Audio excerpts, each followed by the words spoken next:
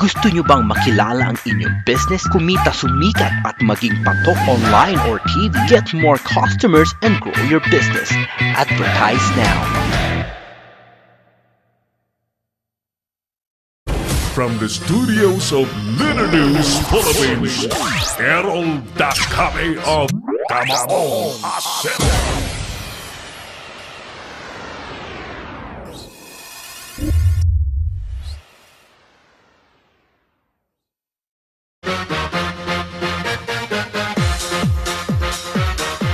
Batiin muna natin yung ating mga viewers dyan sa Valenzuela City. Sinong mga nanonood? Sabi ni Dudes Pangilinan, pakibati po sir ang mga pulis Valenzuela. SPO3 PO3 Eduardo Vallesca at SPO4 De Lima ng Traffic Division. Kumusta po ang mga nandyan sa Valenzuela PNP? At isa pa daw, PO3 Juan. Ayan, kumusta po kayo dyan? Sa Traffic Division ng Valenzuela PNP. At nanonood din po ang aking tatay Doming Aspiras Cañero, ang ating founder, chairman, president ng Hukbong Federal ng Kilusang Pagbabago. Balikan natin yung ating survey question. Tama bang itago, mga kaibigan, sa publiko ang SALN na dapat po ay ipinaglalaban nga po ng lahat na maging transparent? At maalala po ninyo, ang taong bayan po ay matagal nang sumisigaw na ipasa ang Freedom of Information sapagkat dyan po makikita natin kung sino po ang nagkakamal ng salapi sa pamamagitan po ng pangungurakot, dahil kung babasihan lamang po ang sweldo ng mga nakaupo sa gobyerno, malabong-malabong biglang every year, biglang tutubo ng 10 milyon, 20 milyon ang pera po nila sa bangko. Ngayon, latest move ni GMA at mga katropa po niya sa House of Representatives. Representatives. May H talaga, HIAVS. Tibbs. I-require daw po ang plenary approval kung sino man sa taong bayan o sa mga kababayan natin ang mag-request ng kopya ng SALN nila. By the way, mga mambabatas lang, mga kongresista, hindi ho kasama rito yung mga senador. Mas marami po ang mga matitinong senador kaysa sa mga kongresista. Marami pong mga barumbadong nandyan sa Kongreso. Bantayan po natin yan. At alam niyo po, kung patuloy na ganyan lamang po ang mangyayari sa ating Kongreso, mabuti pang magtulong-tulong tayo, tulad po ng pinagsusumigawan po ng Hukbong Federal ng Kilusang Pagbabago, na magkaroon na lamang po ng revolutionary government. Si Errol Dakame, ang Kamao Asero. Sa matagal na panahon, si Errol Dakame po lagi pong nag-advocate ng pagsunod sa batas, sundin po ang mga itinatadhana ng batas. But you know why? Habang tumatagal, mga kaibigan, ang mga nakaupo sa pwesto na dati ng mga umupo, mga kaibigan, long time ago, dahil po sa mga maniobra po nila sa eleksyon, kahit sila po yung mga kriminal, mga plunderer, mga mandarambong, patuloy pong nahalal at patuloy pong pinagsasamantalahan tayong mga mamamayan, mga ginigiliw natin taga-subaybay. I'm sure hindi na po papayag ang mayorya ng mga Pilipino pagka ganyan na ganyan po ang nangyayari. At kung patuloy pa rin mahalal po ang mga kurakot at mga mandarambong sa gobyerno, talagang mas marapat na lamang pong magkaroon ng revolutionary government. Iniklara po ng Pangulong Duterte ang isang gobyernong gobyernong revolusyonaryo at pagpapalitan itong mga mandarambong, mga kurakot, mga kriminal na nakaupo po sa gobyerno.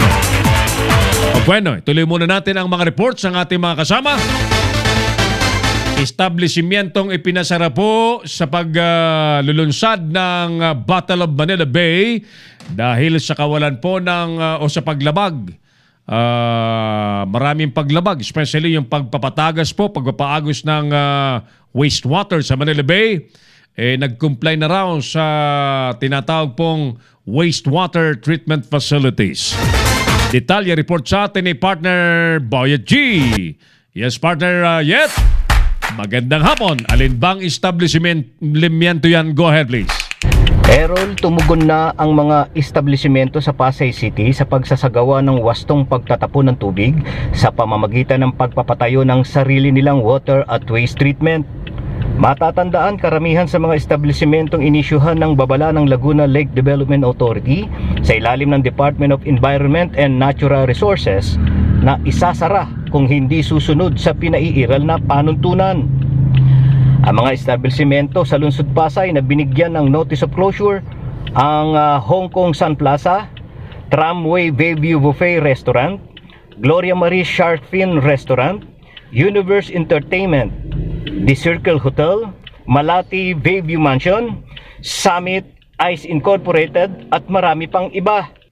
Hindi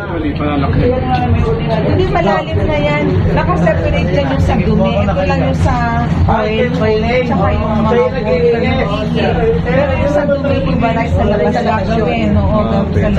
labas. Ma'am, Sa pulong balitaan na pinatawag ni Lolita Borja, General Manager ng Universe Entertainment, ipinakita nito ang ipinatuyo nilang water treatment facility na sinimulang gawin noong pang Nobyembre ng nagdaang taon at ginastusan ng ₱1,000,000 para matupad ang panuntunan ng LLDA at DILG. Kasabay nito, sisimulan na din ipagawa ng Universe Entertainment ang waste treatment nila na handa naman nilang pa-inspeksyon sa LLDA para patunayang sumunod sila sa inilatag na panuntunan ng mga ahensya ng pamahalaan. Ipinakita rin ni Borja ang ginawang pagsasara ng LLDA ng daluyan nilang tubig na hindi nila ginalaw. Napag-alaman na nagsimula na rin magpatayo ng kanilang sariling water at waste treatment facilities ang ilang pang establishmento sa Lungsod Pasay upang matiyak na malinis ang tubig ang lalabas mula sa kanila patungo sa Manila Bay.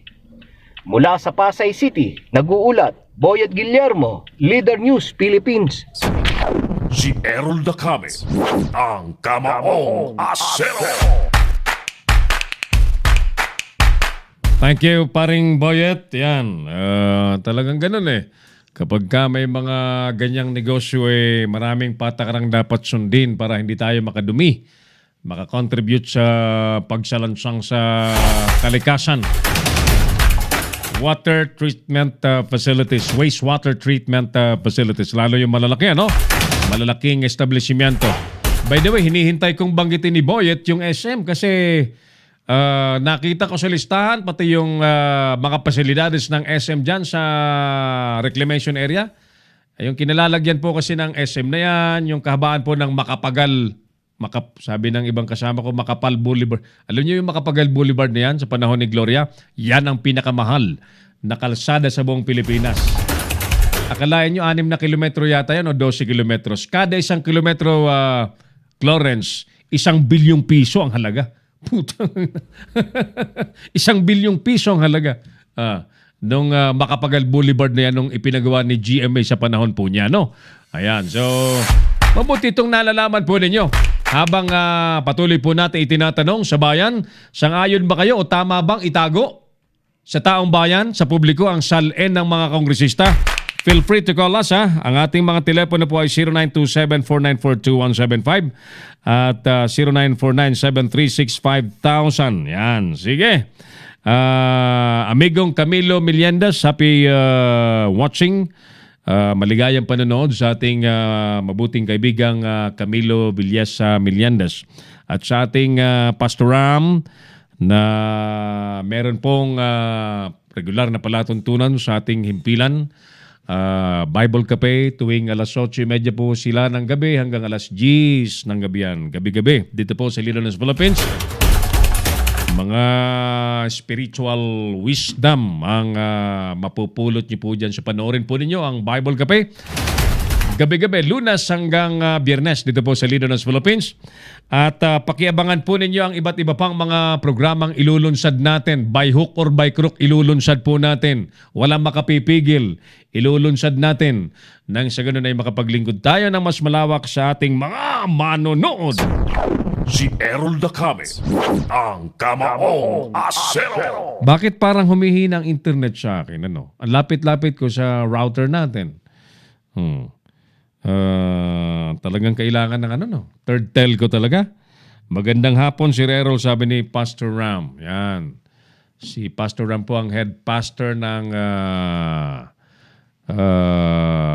Calvary Baguio Chapel. Yan. Good afternoon, Pastor Ram, at sumakasama po sa Calvary Baguio Chapel. At mga kaibigan natin na nasa Amerikang suki po ng palatuntunang Bible Cafe.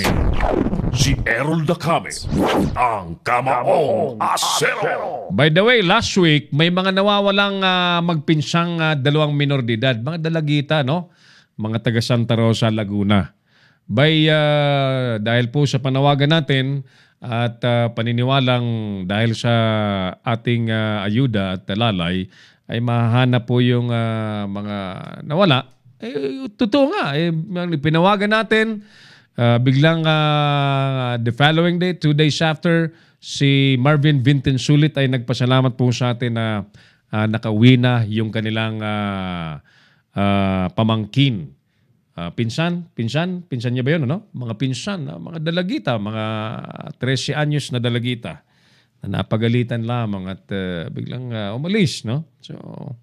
So pangitan ng ating programa ay naikalat at napayuhang umuwi, no? Maganda, very good, very good. Now, ito Laguna na naman, ano? Muli, mga kaibigan, nais po nating ipanawagan. May nawawala na namang mga minor de edad.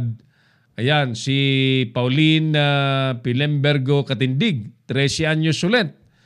At huling nakita po noong January 31, Aplaya National High School at residente po ng Purokdos, Barangay Aplaya, City of Santa Rosa, Laguna naman. Santa Rosa, Laguna na naman po ito. Santa Rosa City. At isa pang nawawala, si Chris Ben Hidalgo Británico. 15 anyos naman po siya. At taga-barangay Market Area, Santa Rosa, Laguna din. Huling nakita po sa Dictado Village, Barangay Market Area, Santa Rosa, Laguna. Sa mga makakakita ay pakisabihang umuwi, ano? At itawag po sa mga numerong naka-flash sa screen, ano? Pakitawag niyo po sa mga numerong nasa screen. Chris Británico at Pauline, anong apelyido ni Pauline? Pauline Katindig. Chris Británico at Pauline Katindig, 13 anyos at isang 15 anyos muli nawawala na taga Santa Rosa, Laguna na naman. By the way, alam nyo talagang mahirap, no? Mahirap, kakaiba na ang attitude ng karamihan po sa mga kabataan ngayon, ano? Ako, ang isa sa nakikita ko pong dapat i-revisit ng mga ng lahat nating mga Pilipino ay yung nilikhang yung Child Protection Law. Yung Child Protection Law, mga kaibigan, hindi nyo po nababatid, ay pinagbawalan ang magulang na magdisiplina po ng matindi sa mga bata. Pinagbawalang pumalo, pinagbawalang magsalita. Therefore, mga kaibigan, ay puros hipo-hipo, haplos-haplos, nini, nonoy, mali naman ang ginawa mo. Maawa ka naman sa tatay mo, matanda na. Puros gano'n na lang Therefore, nakita po natin ang resulta, mga kaibigan. Hindi maganda. And even the teachers who are considered as second parents sa eskwelahan, ni hindi po pwedeng magpagalit, ni hindi pwedeng pumalo ulit. Sapagkat may batas na patungkol po sa Child Protection Law, yung Anti-Violence Against Women and Children. Ito po ang resulta. Naging wild ang mga kabataan ngayon. At ngayon, maglilikha ng panibagong batas, itong magagaling na mambabatas na ikulong.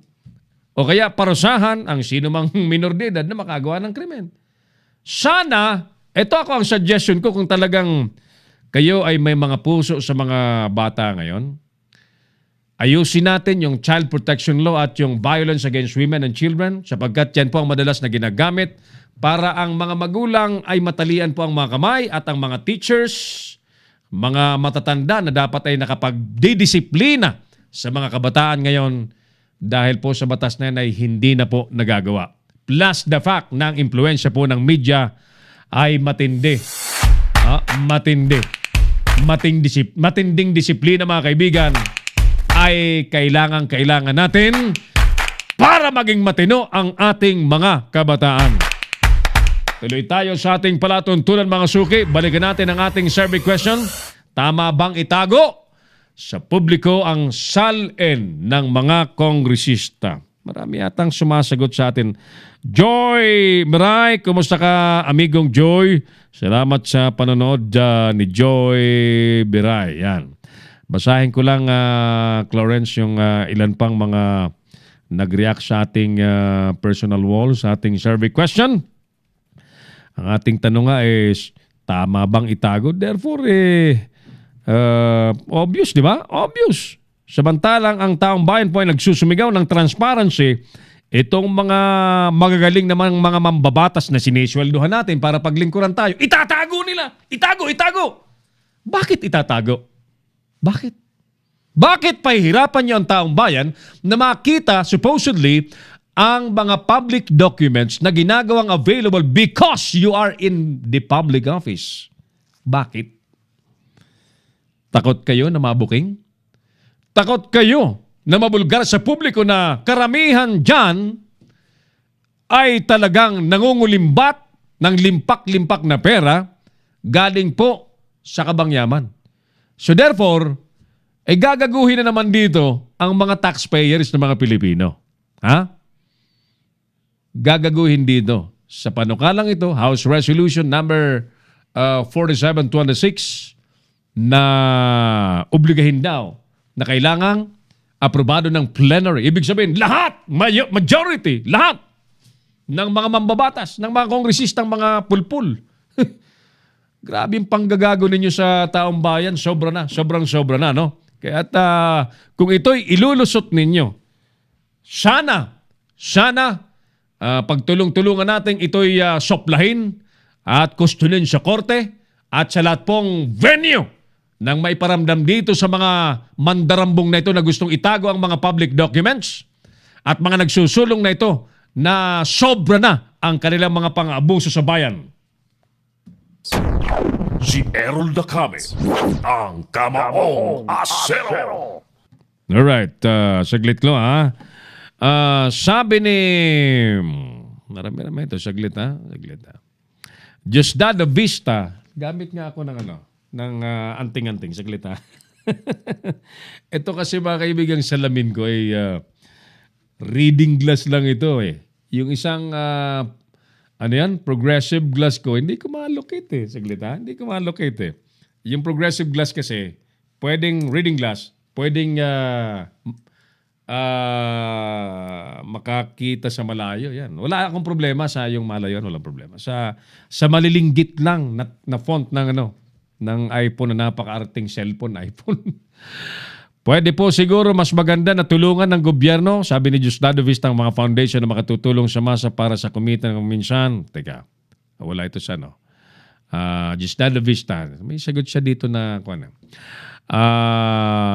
politiko sa kalang gumawa ng maganda pag malapit na eleksyon, gagastos kunyari pero para lang sa personal na interes. Pag nanalo na, wala nang pakialam sa masa. Tama ka, Diosdado Vista. Kumusta ka dyan? Sa Kalinga ito si Diosdado. Migong Dado sa Kalinga, kumusta ka?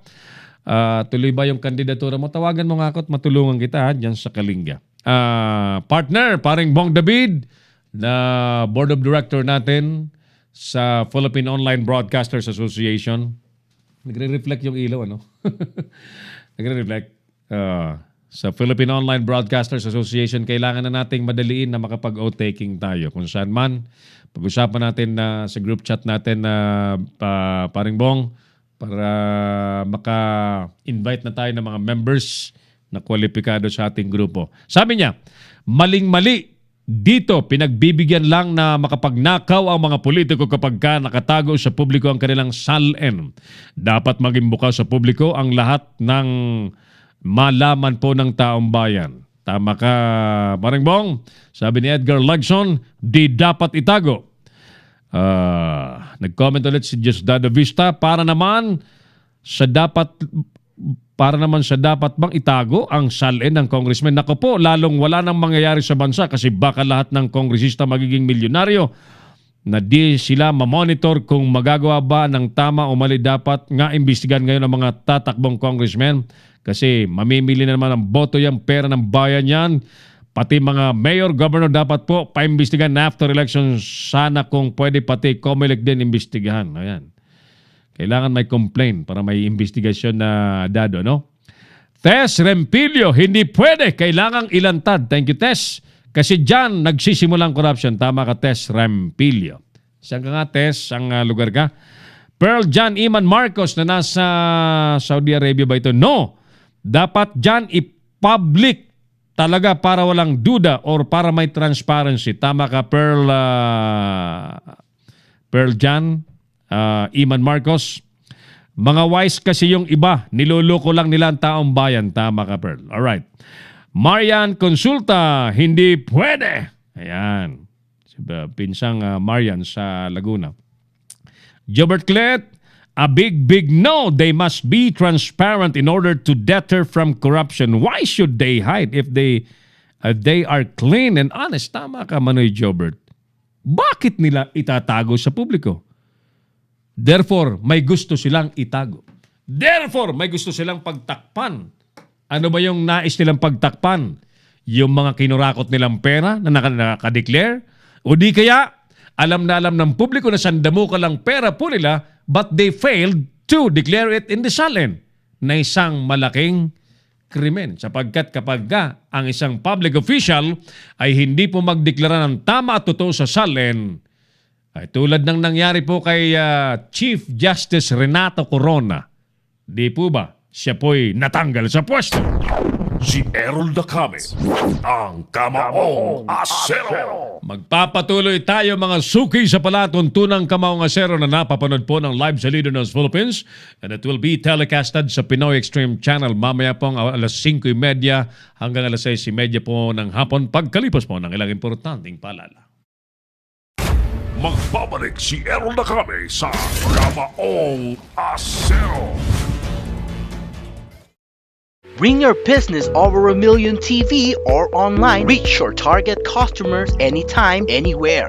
Your brand on TV or on the web. Get more customers and grow your business. Advertise now.